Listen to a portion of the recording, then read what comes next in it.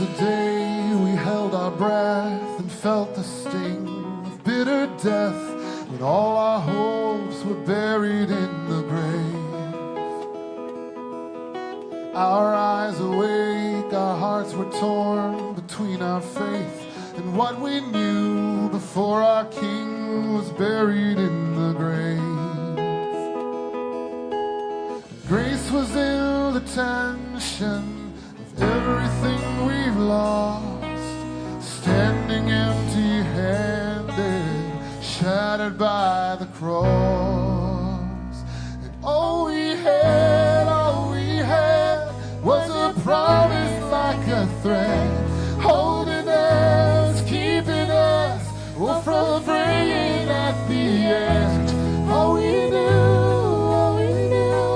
was you said you'd come again, you'd rise up from the dead.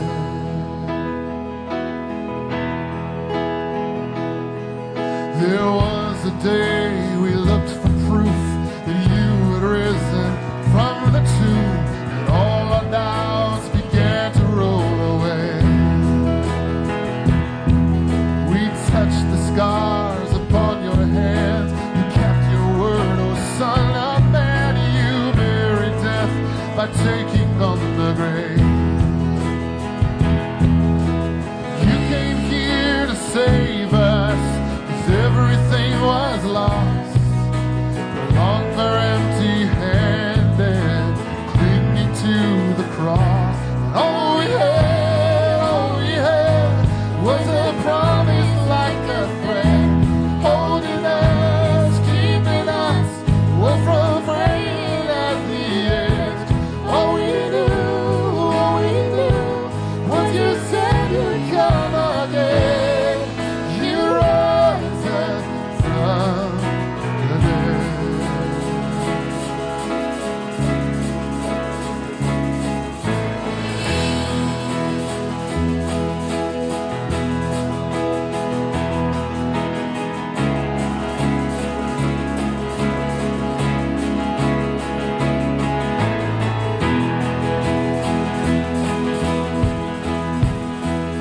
It is won.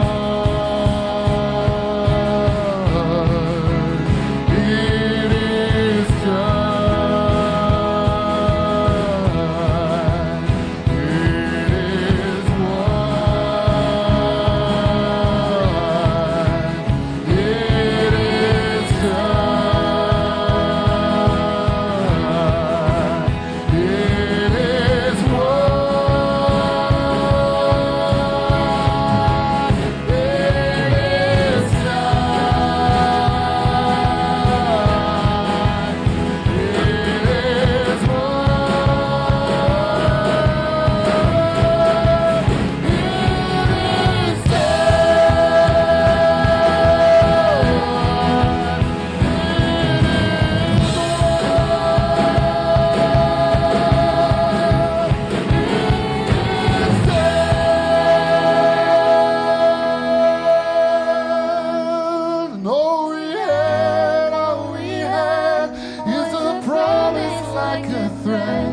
holding us, keeping us, from fraying at the edge. All we knew is you said you'd come again, you rose up from the dead.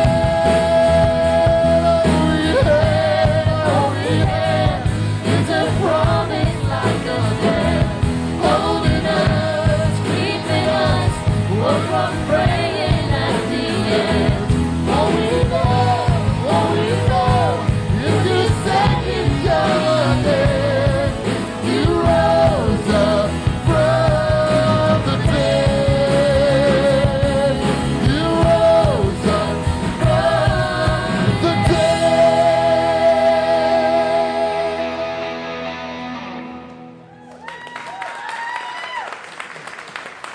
Good morning, everybody. Happy Easter and welcome to the Quest. Yeah, it's Easter. It finally got here. Isn't that awesome? So traditionally, Christian churches have said the following.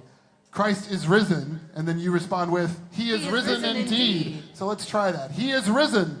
He is risen indeed. All right, that's good news. Let me invite you to stand up. If you're new here this morning, we're so glad you're here. Bathrooms are just like around to the back. You can go like behind this wall, around and back. If you want to check in on Twitter or Facebook, we always encourage that. We are on Facebook Live, so welcome to the people watching online right now. And we're going to continue to sing. We have a traditional Easter song. I hope that's okay. This is called Christ the Lord is Risen Today. It just seems like it kind of wouldn't be Easter without this traditional Easter song. 1, 2, 1, 2, 3, 4.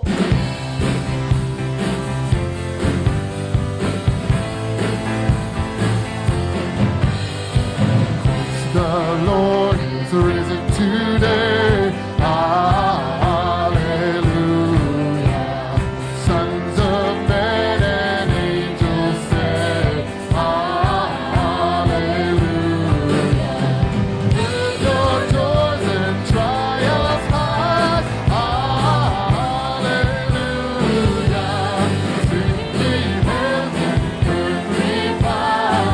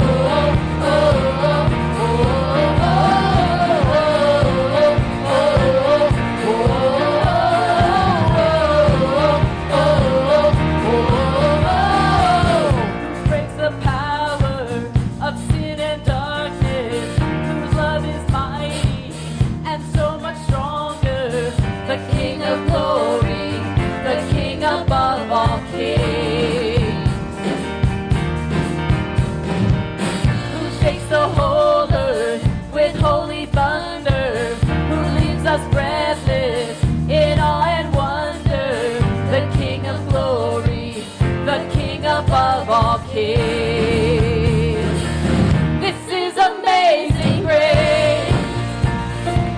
This is unfailing love, that you would give your all. Help me to bear my cross.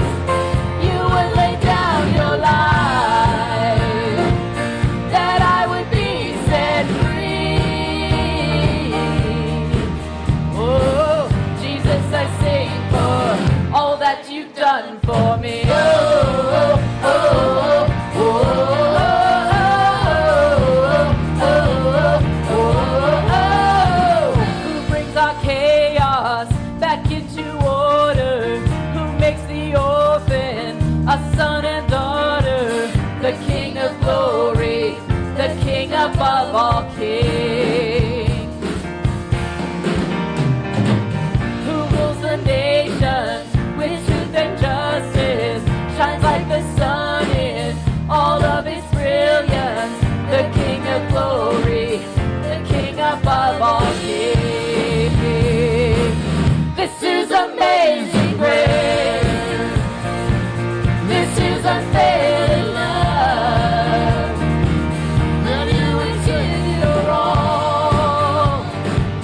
that you would bear my cross. You would lay down your life, that I would be set free. Oh, Jesus, I say for all that you've done for me. Worthy the slain, worthy the conquered the grave, worthy is the Lamb who was slain, worthy is the King who conquered the grave, worthy is the Lamb who was slain, worthy is the King who conquered the grave, worthy is the Lamb who was slain. This is amazing grace. This is unfailing love, that you would give your all. Help me to bear my cross. You would lay down your life, that I would be set free. Oh, Jesus, I say for all that you've done for me. Oh, oh, oh, oh, oh, oh,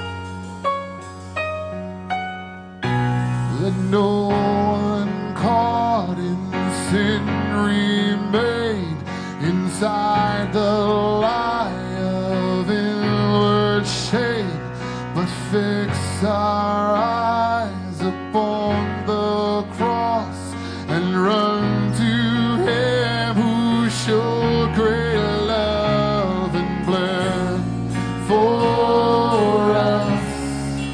Freely you bled for us.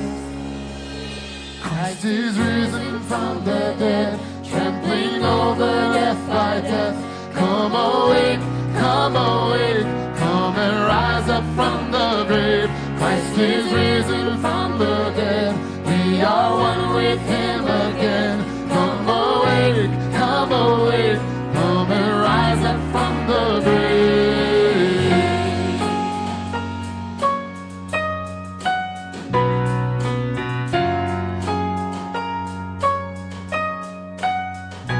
Beneath the weight of all our sin, you bow to none but heaven's will.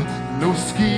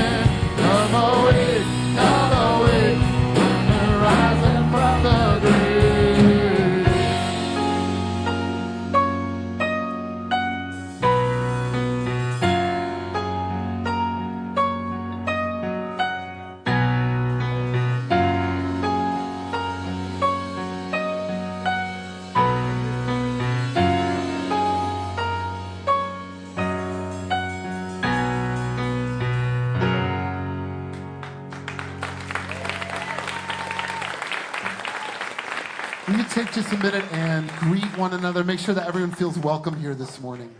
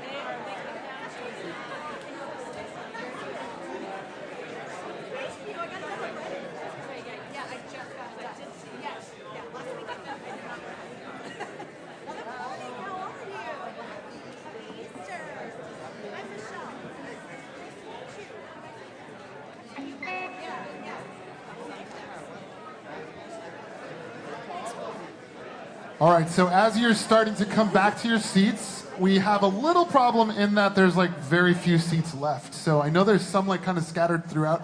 Maybe if you guys could like squeeze together maybe, and then if you have some seats available, you can like wave or hold up a finger, let us know how many you have.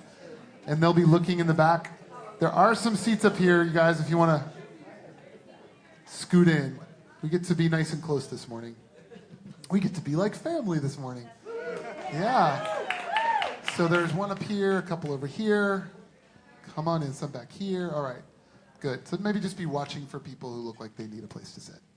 So we're going to take an offering this morning, and this is for those of you who would consider the Quest your home. Guests, we encourage you to just let it go by. It's totally fine, but we do have expenses that we need to take care of. And so this is the time we can do that. God is doing a lot of really cool things in our church and through our church. And so we want to, as God leads us, we want to support that.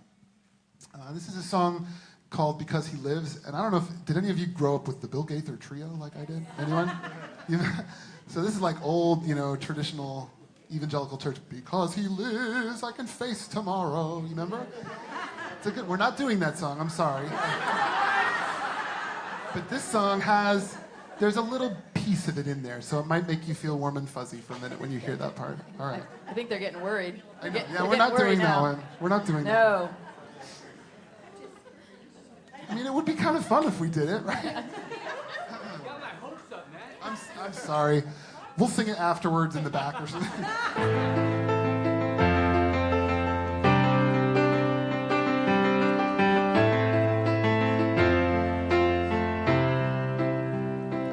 I believe in the sun. I believe in the risen one. I believe I overcome by the power of His love. Amen. Amen. I'm alive because He lives. Amen. Amen.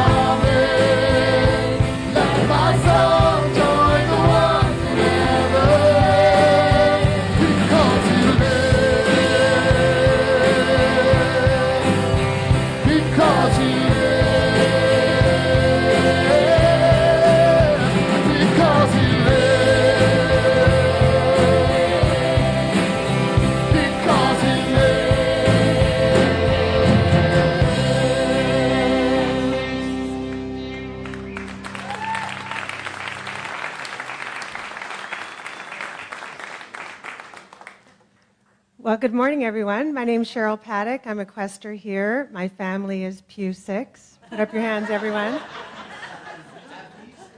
Happy Easter. We've been involved with the Quest family for about 10 years. My daughter went to Mexico with Brian and the mission trip, and the Quest has been here for us through cancer and passing of family members and good friends. And today we're here to celebrate Easter with you and to also make an announcement. We've been chosen for the Quest Out project, so I'm the CEO of Northburn Community Services. For those of you who haven't heard of us, we're a merged organization of Nevada Youth Center and Nevada Human Needs Center. On January 1st, we changed our name. So everyone pull out their phones and mark down April 28th on your calendar, 9 to 12. We would love for you to show up at 680 Wilson Avenue. We're going to have a beautification project together. And so if you are looking for an opportunity to give back to your community, to give back to Quest, and to hang out with myself and Susie and all these cool people, we would love to see you on Saturday, April 28th. And we'd ask you to bring a rake, shovel, gardening gloves, that kind of thing. We're going to beautify the center. We serve about almost 5,000 people a year, mostly immigrants, low-income family members. We serve seniors, people with disabilities, and people on the brink of homelessness through our food pantry and rental assistance. So we would love for you to be a part of what we're doing this year through Quest Out, which is a project that Quest chooses every year to give back to a partner. And we did partner with the Quest during the wildfires and also through the food pantry and holiday share over the years. So thank you so much, and we hope to see you on the 28th. If you'd like to sign up, Susie would love to hear from you. As well, you have a connection card right in front of you. You can write your name down and leave it at the front. So thank you so much.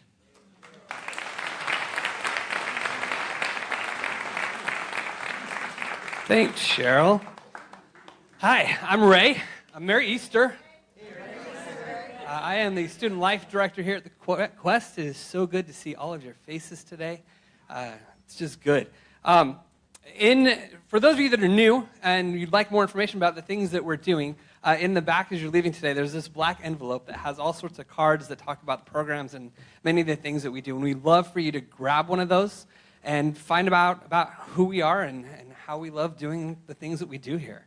And then this morning, I have the privilege of introducing our guest speaker, Mark Scandrette, who will be here for today and then over the next few weeks.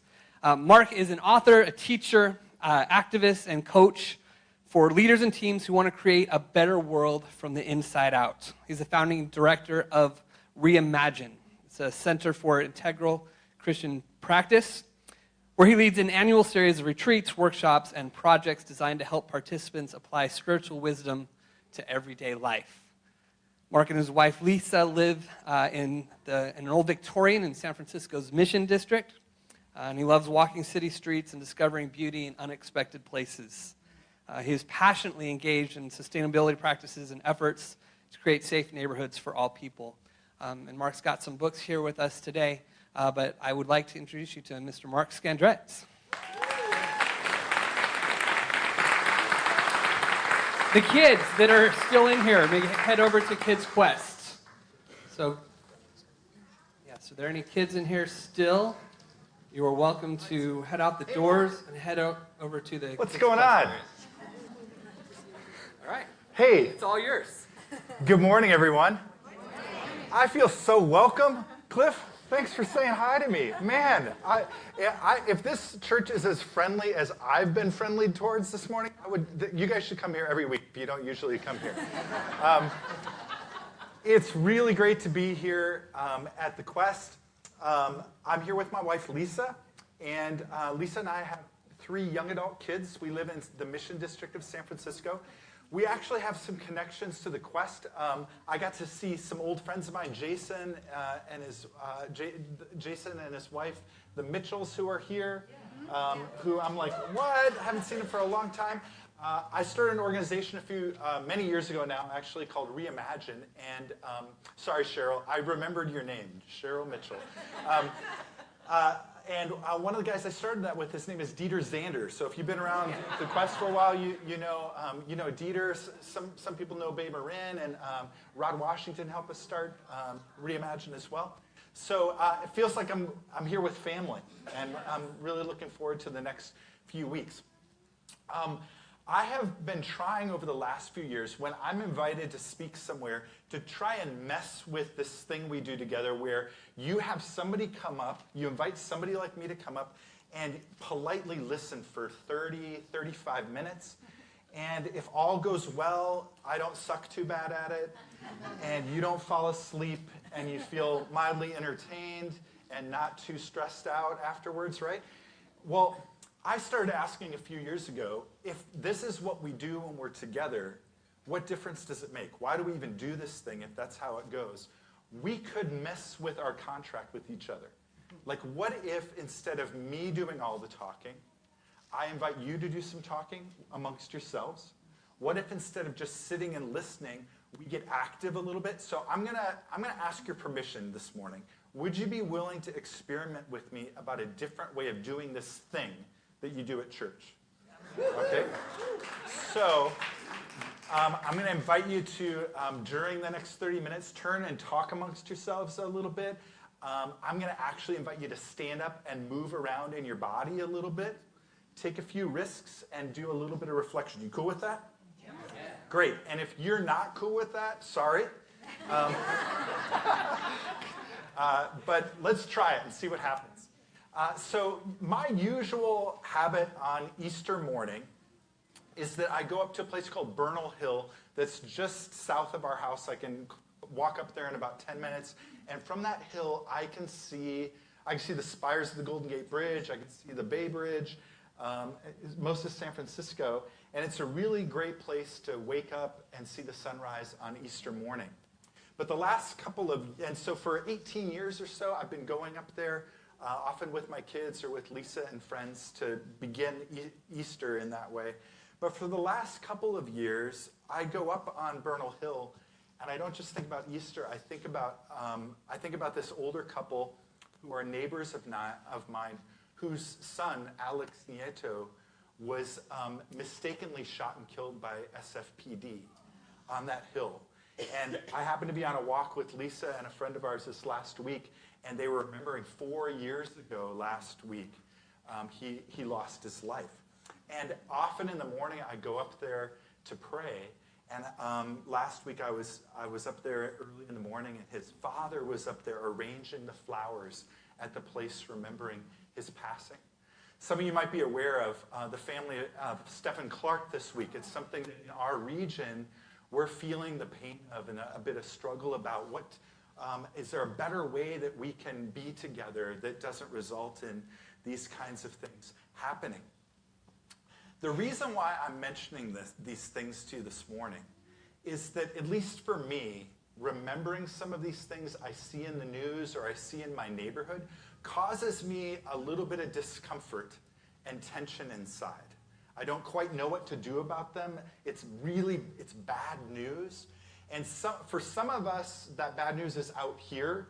We let it in our lives through radio or television or through our phones.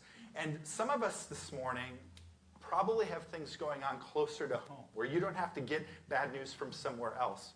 It's closer to home. For me, we have a daughter at home who's just graduated from college recently, but really struggles with fibromyalgia and isn't able to work. She's disabled, and she was diagnosed with this just a year before she graduated.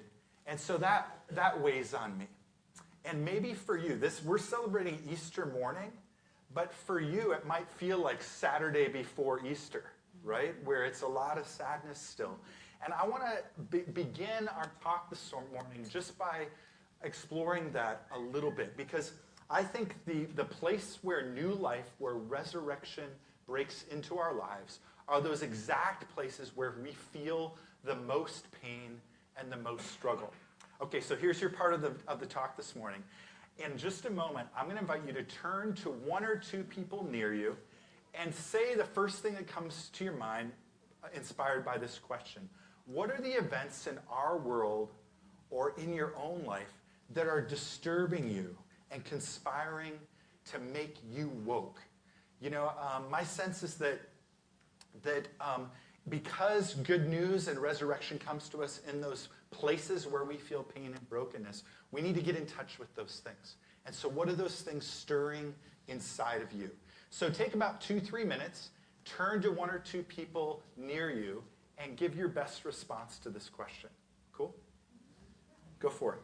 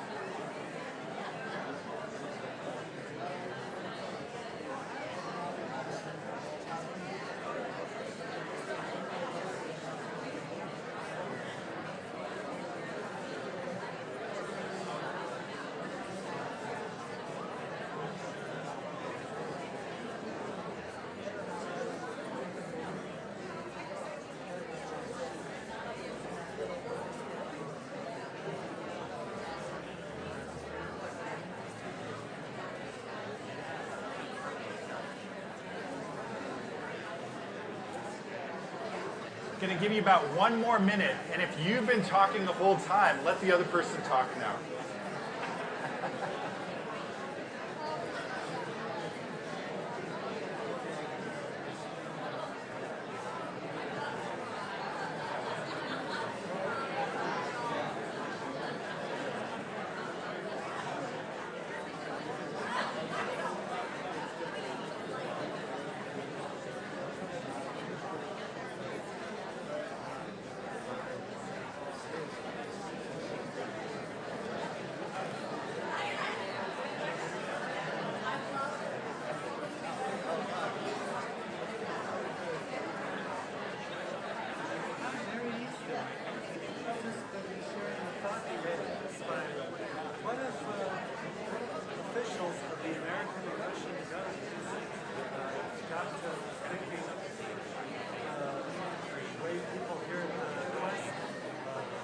Yeah. Yeah, definitely. I hear you. Okay, let's keep talking, but all talk together. All right? For those of you who let me get your attention. All right. Great. Okay, let's keep talking, but talk together. What's something you heard with the people you were talking with about things that are conspiring to get you woke? What are those signs that are happening? What did you hear? News. The news. Like you were saying. Yeah. It's like it's engineered to be bad news or something like that. Gets my attention. What else? Divisiveness. Yeah, the divides. Addiction. Yeah, the opioid epidemic. My high school students and the struggles that they face. Yeah. The world that they have to live in is so hard. Yeah, the high school students, the world they have to live in is so hard. Not finding God's purpose. Yeah, a lack of purpose. Homelessness in our region. Yeah, my goodness.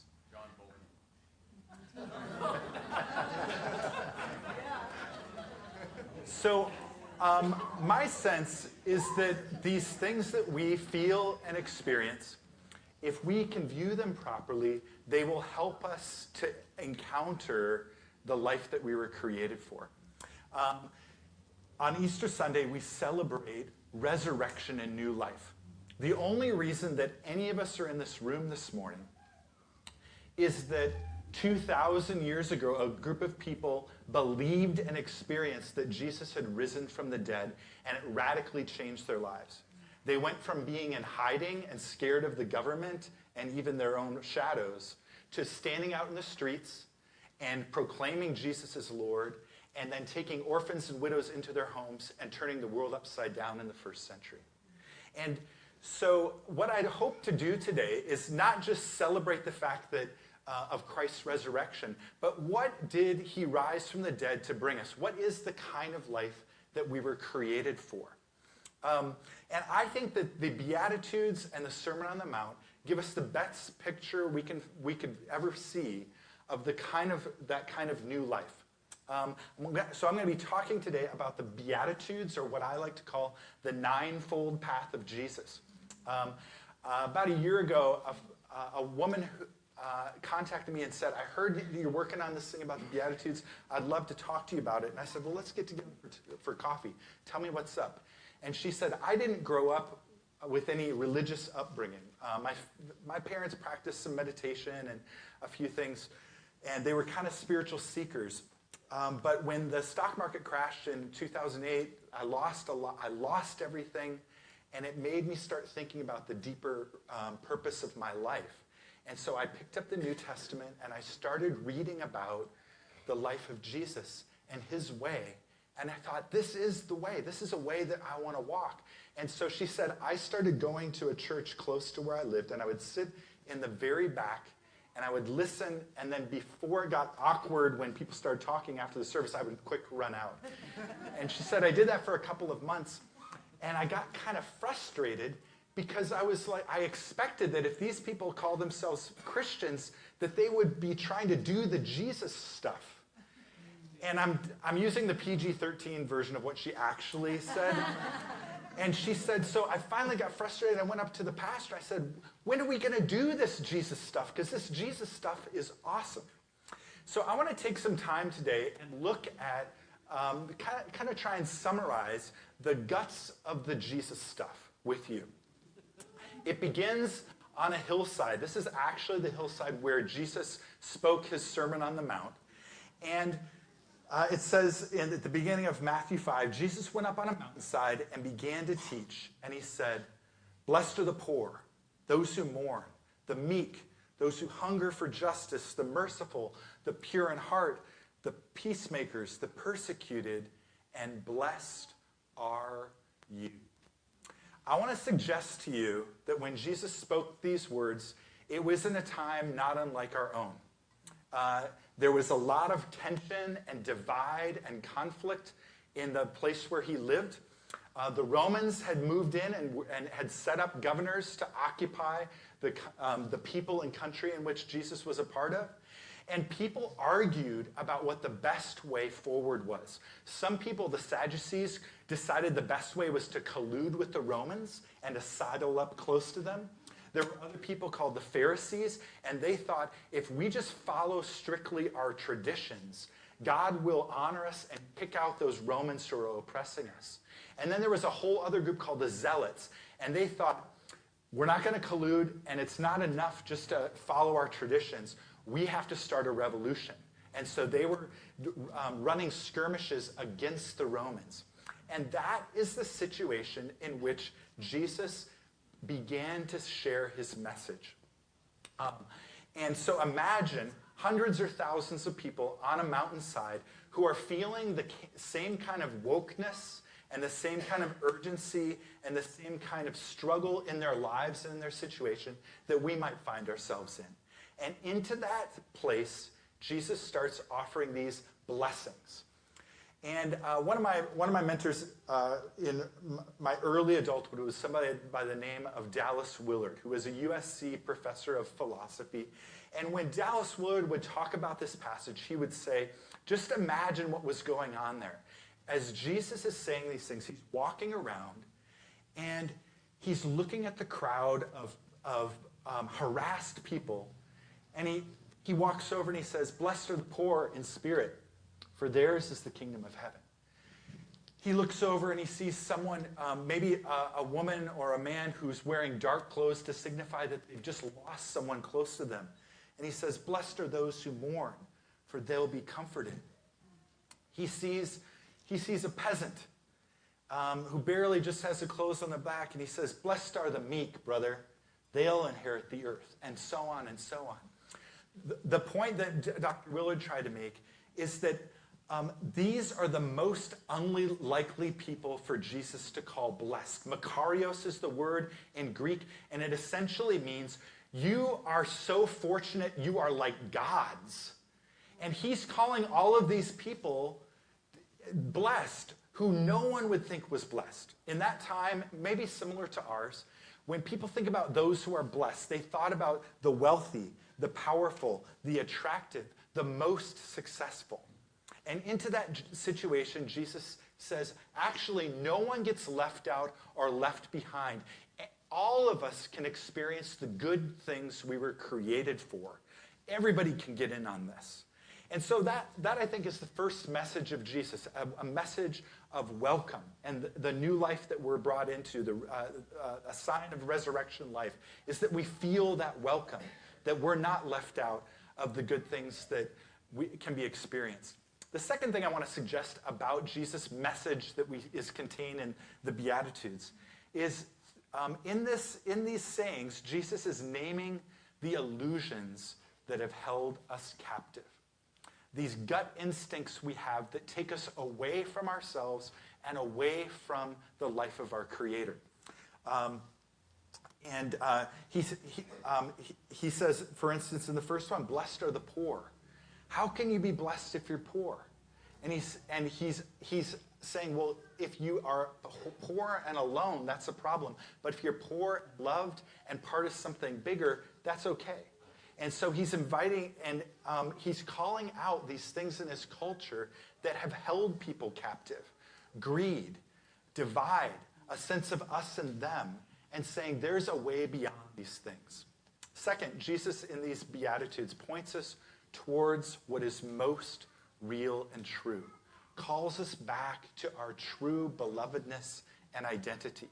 And a third thing I'd like to suggest that he's doing with this message is that he's inviting us into a new way of life, a new way to walk, a new path. Years back, I got an email from a guy up here in Marin County, and he said, I am about to be ordained as a Zen Buddhist priest. And he said, but I'm holding off on getting Dharma transmission because when I sit Zazen, I hear Jesus calling out to me, and I don't know what to do about that. So I'm trying to reconcile these two things. And he said, so could we get together and talk? And I'm like, of course. And so he comes to my house. His name is Shinko Rick Sloan, and he eventually became a very good friend of mine. And I remember one of the first times that Rick and I went for a walk around the Mission District. We got a cup of coffee and started walking around. And at the time, I didn't know that much about his tradition. And so I said, Rick, what's your way? What's the path? When you wake up in the morning, what are you trying to do with your life?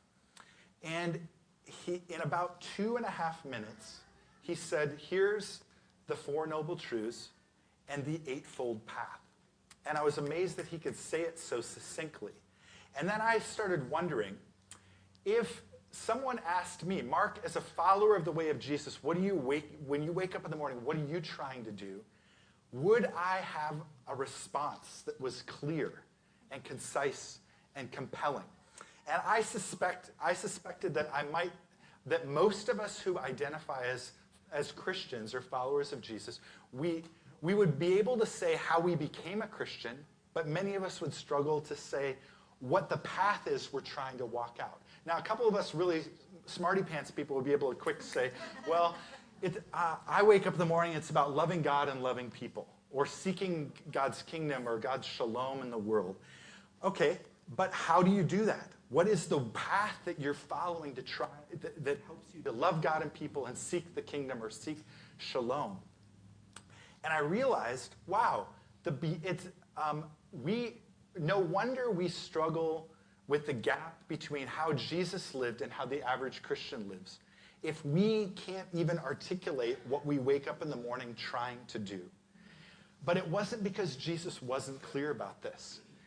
There's the Beatitudes, which is the table of contents for his message, and then the Sermon on the Mount, which gives us a picture of the way of life of someone who follows in this revolutionary way of the Messiah Rabbi.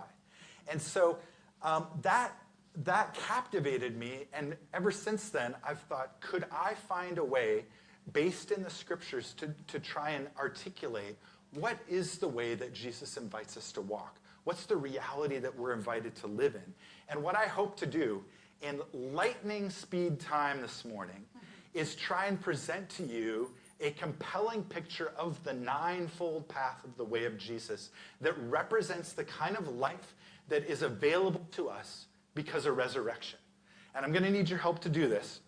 And over the next 4 weeks, we're going to revisit and we're going to pick out 3 particular Beatitudes to focus on 1 week after the next. But here we go. Let's see if we can do this.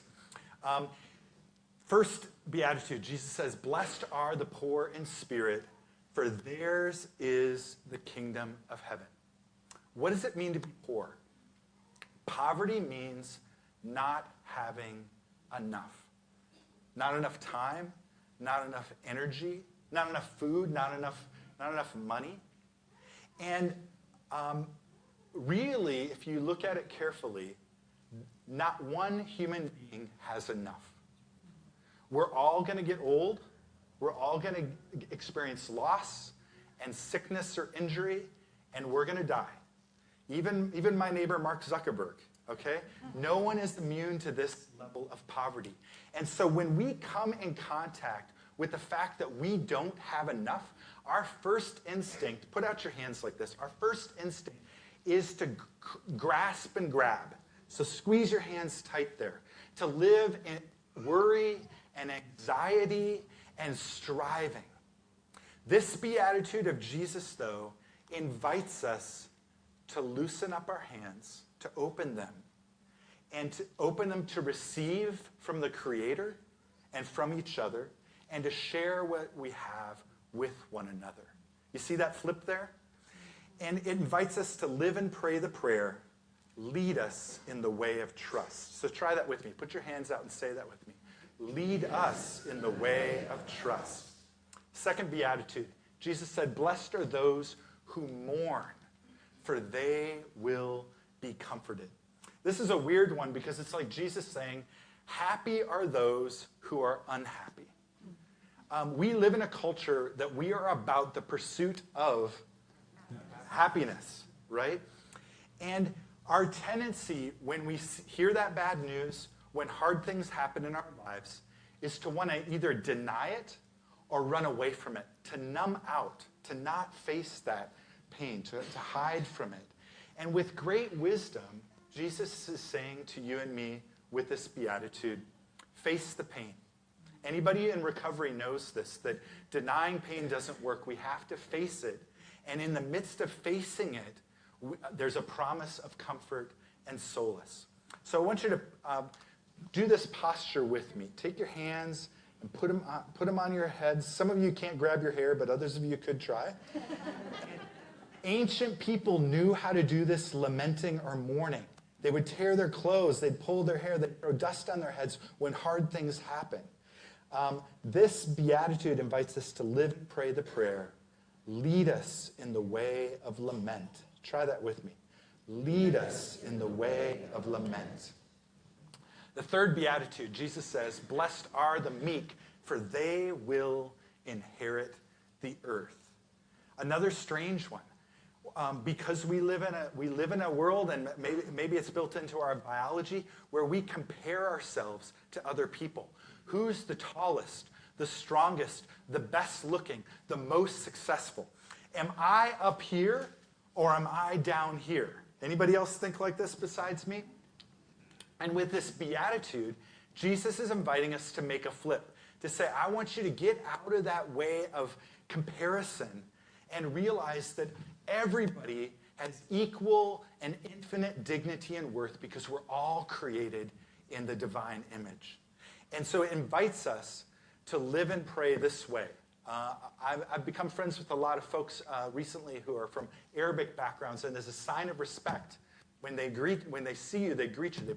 You put your hand like this, and you bow to say, I recognize the dignity in you and the equal dignity in me. And so I want you to put your hand across your heart like this and lean forward a little bit. This beatitude invites us to live and pray the prayer, lead us in the way of humility. Try that on. Lead us in the way of humility. Beatitude 4, another sign of the new resurrection life. Jesus says, blessed are those who hunger and thirst for justice, for they will be filled. We live in a world of so many overwhelming struggles. The easiest thing for us to do is to throw up our hands and say, nothing I do will make a difference. The world is not getting any better. And this is really contrary to the message of Jesus. At the beginning of the Sermon on the Mount, he turns to the people in the crowd and he says, you are the salt of the earth. You're the light of the world. You're the light that this world needs. You were endowed with amazing power, and you can be part of this thing of the remaking of creation. And so I want you to go from being like this to like this, like Superwoman here, right? Or Wonder Woman. To live and pray the prayer, lead us in the way of justice. All right, you guys are catching on. All right.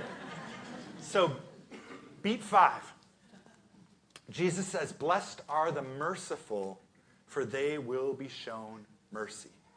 Our first instinct, and we have to do this as we develop as human beings, is to think good guy, bad guy, good girl, bad girl. And what we get into this mentality of judging and measuring. What do I think about that person right there? Are they a good person or a bad person?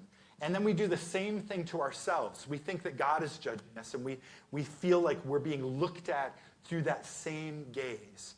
And Jesus is inviting us with this beatitude to flip on this, to begin to look at one another, not through eyes of judgment, but through eyes of mercy and compassion. I want you to put up your hands like this for just a minute and turn to one other person. And or if you don't have another person, you can look up here at me and we'll look at each other. Okay? I wanted you to try and look at them in the eyes and remember that the person you are seeing is beloved by the creator of the universe, deeply cared for, deeply accepted. Once you get over the giggles, keep the gaze and try and see them in that same way. And then pause another minute as you're looking at them and consider, what does it feel like for me to have somebody looking at me with such a compassionate gaze? How is that? This beatitude, you can put your hands down now. This beatitude invites us to live and pray the prayer. You can say it with me. Lead us in the way of compassion, to stop judging and look through eyes of compassion. All right, we are 5 Beatitudes through. We got 4 more to go. You think we can do it in 5 minutes? Jesus said, blessed are the pure in heart, for they will see God. One thing I love about little kids is that they have no filter. If they're excited, you know it. If they want you to give them a cookie or a gift, they tell you, I would like a cookie or a gift.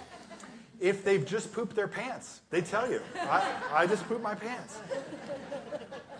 But over time, you and I learned that we don't really want people to know what's actually going on inside. And so we did what psychologists call creating a persona. We created a mask so that we don't reveal, there's a distinction and a difference between what I think and feel and what I'm willing to show. And that mask creates distance between us, and it creates problems in our relationship with the Creator. And with great wisdom, with this beatitude, Jesus is saying, purity of heart is not being perfect, but it's finally being honest with yourself and with God and with one another. Take off your mask and let yourself be seen. You guys got it already. Some people are already doing jazz hands. Right. So this beatitude invites us to step into the light, knowing that light heals and transforms everything that it touches. We have nothing to be afraid of if we'll step out of the shadows and into the light. This beatitude invites us to live and pray the prayer. You can say it with me. Lead us in the way of right motive. All right, beat 7. Jesus said, blessed are the peacemakers, for they will be called the children of God. Neuroscience and behavior science tells us that it is built into our biology to make judgments and to think in terms of us and them. It's not just that I'm racially prejudiced that I do this. It's actually built into my biology that when I see someone who's of a different race than me, I have a hard time recognizing their face. And an easier time recognizing people of my same race or background. And this leads us to constantly be thinking in terms of us and them. Some of us, we used to be part of that us, and now we've switched to the them, and now the them is the us, and the us is the them. Do you know what I'm talking about? And it's the cause of so much division and strife in this world. Could we learn to see things in a new way? And with this beatitude, Jesus is inviting us to reach past difference, to embrace one another, to see that beyond distinctions and differences, we are all sons and daughters of one Creator, part of one family. No matter what your politics or what your background is or what your nationality is or your citizenship status is, we're all part of a greater whole together that is God's family. And so this beatitude invites us to live and pray a prayer, and you can do this posture with me. Lead us in the way of peacemaking. Beat 8. Jesus said, blessed are those who are persecuted because of justice, or righteousness or justice. It's the same word in Greek. For theirs is the kingdom of heaven. Sometimes when you do something nice for somebody, something nice happens back to you. You know, I say hello to somebody, they say hello back. I help somebody out, and they say thank you. But what about those times when you do what's right and what's good, and you're misunderstood, you're mistreated, people are ungrateful for those things? And I kind of wonder if it keeps a lot of us from doing the most courageous good we could in the world, because we know that at a certain point we might face resistance. Jesus, with this beatitude, is inviting us to embrace the fact that if you keep going down this good way, eventually you're going to experience resistance. Hard things happen to us. And what we do with the hard things that happen to us in life really matters. Just this week, somebody honked at me, and I started to get a little frustrated. I was in the right, you were in the wrong, and I wanted to get back at that person, right? And that energy never gets us anywhere. It continues to perpetuate evil in this world. And so what Jesus is inviting us into with this beatitude is to say, when you face that resistance, you join the cosmic struggle between good and evil. And you can either retaliate or try and get even or get back, or be part or see it from a bigger perspective, to surrender to it. This beatitude invites us to live and pray the prayer. And you can adopt this posture with me, a posture of surrender. Say it with me. Lead us in the way of surrender.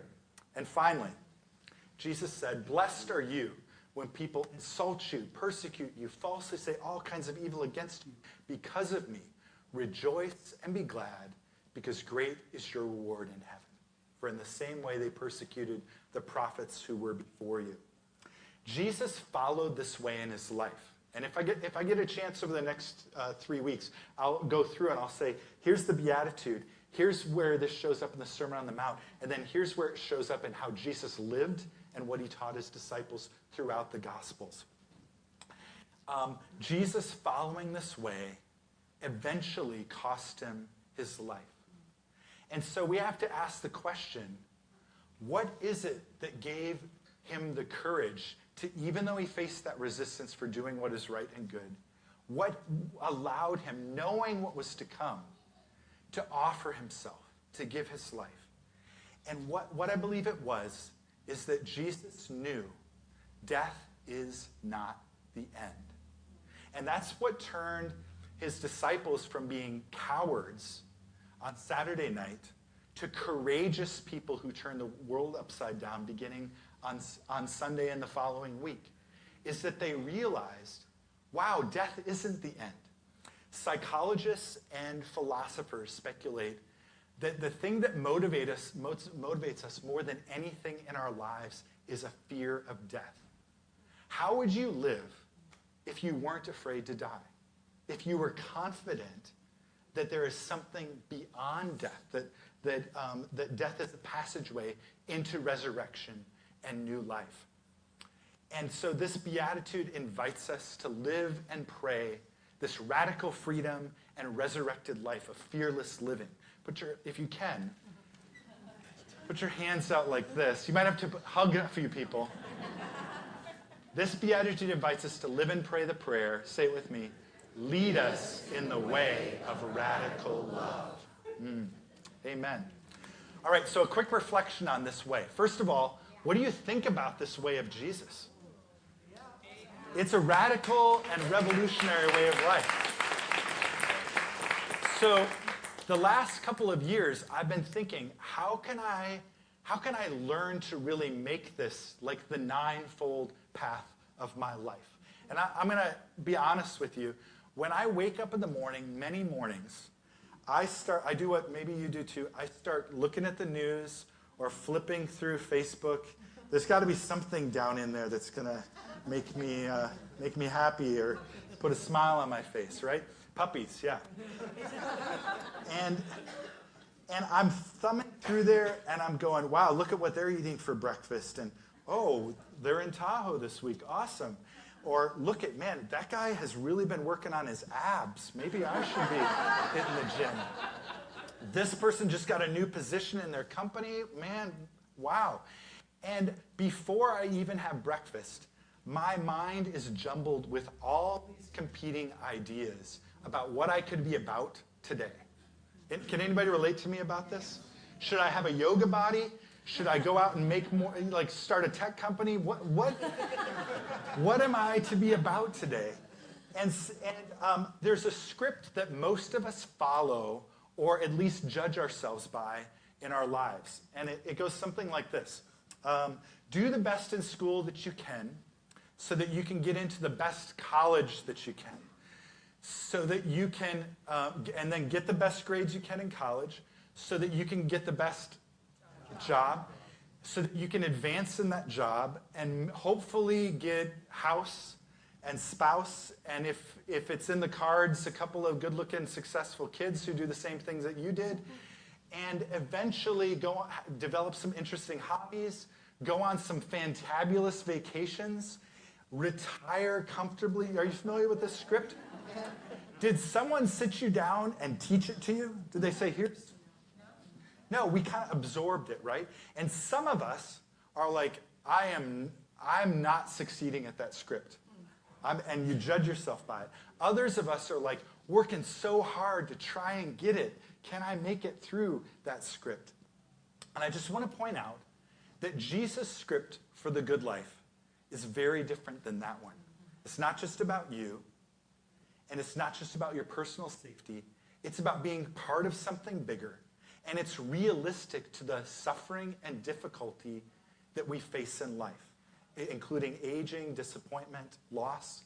And Jesus says, keep following my way because it'll turn out good in the end. After you go through those good things and those hard things, you die, and then you get to come back to life again. It's not the end. Choose my way. Find your way in this way of life. So about a year and a half ago, I started trying to reset how I begin the day. And I get up in the morning, and I go for a walk around Garfield Square by my house, and I go through those Beatitude prayers, and I recite the Beatitude, and then I think about it a little bit, and I do the posture, and I say, lead us in the way of trust. Lead me in the way of lament, like that. And I find that what it does is sort of reset my expectations on the day. I get calm, less anxious. I'm able to pick up on the opportunities. Oh, here's an opportunity to be a peacemaker. Here's an opportunity to look with compassion instead of judgment. Does that make sense? And I feel like it's subtly transforming my life and helping me.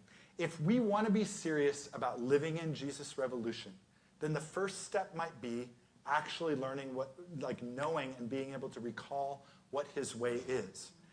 This way of trust, lament, humility, justice, compassion, right motive, peacemaking, surrender, and radical love. So, here's my challenge to you this week. We learn things not just by thinking about them or hearing about them, but by doing something. So I'm going to invite you to do something this week, and that is, at the beginning of the day, each day this week, pray the prayer of the ninefold path. You'll see it in the handout you were given. Each of the Beatitudes, and then a posture to take and a prayer to pray. And just see, after doing that for 7 days, how does it change your expectations for the day and subtly transform your life? Now, sometimes I look kind of funny, when I'm walking around Garfield Park, when people see me doing this, they're like, and I sometimes put my hands down. But the body postures are actually an important part of this. We're embodied beings, and this truth will soak deeper into you if you'll have the courage to do the postures. Cool? So, if you're interested, the things that I'm going to be saying the next few weeks, including what I shared today, are contained in just a little kind of reflection book called The Ninefold Path. And we've got some here available today. So if you want to be a good student and study ahead a little bit, you can take a look at that. And to close, I'm going to invite you to stand with me. I'm going to invite Patty to come up here with me as well. And just to give you a little bit of practice on what you might choose to do this week, I want you to, we're going to go through each of those in a quick succession together. You ready? I'm ready. So listen to her and watch me. All right? Okay. Blessed are the poor in spirit, for theirs is the kingdom of heaven. Lead us in the way of trust. Blessed are those who mourn, for they will be comforted. Lead us in the way of lament. Blessed are the meek, for they will inherit the earth. Lead us in the way of humility. Blessed are those who hunger and thirst for justice, for they will be filled. Lead us in the way of justice. Blessed are the merciful, for they will be shown mercy. Lead us in the way of compassion. Blessed are the pure in heart, for they will see God. Lead us in the way of right motive. You have no idea how funny you are. Okay. Hey, they're being the real them. It's beautiful. It's Stepping beautiful. into the light. Peacemakers. Now, so you got took my mic away. Blessed are the peacemakers, for they will be called children of God. Lead us in the way of peacemaking. Blessed are those who are persecuted because of righteousness, for theirs is the kingdom of God. Lead us in the way of surrender. Blessed are you when people insult you, persecute you, and falsely say all kinds of evil against you because of me. Rejoice and be glad, because great is your reward in heaven. For in the same way they persecuted the prophets who were before you. Lead us in the way of radical love. Amen. I'm going to invite the band to come up. You may be seated.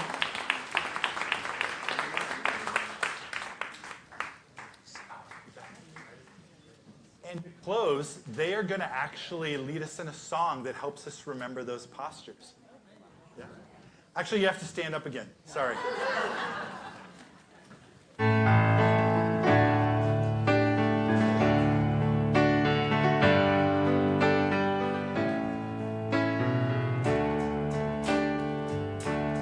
Today I want to live with open hands, mourn what's broken, serve with self-respect. Today I want to use my power for good, look with compassion, walk in honesty. Today I want to reach past difference, suffer for love, and live fearlessly. Following the way, radical love. Following today the way of love. Following today radical love. Following today the way of love. Will you pray with me?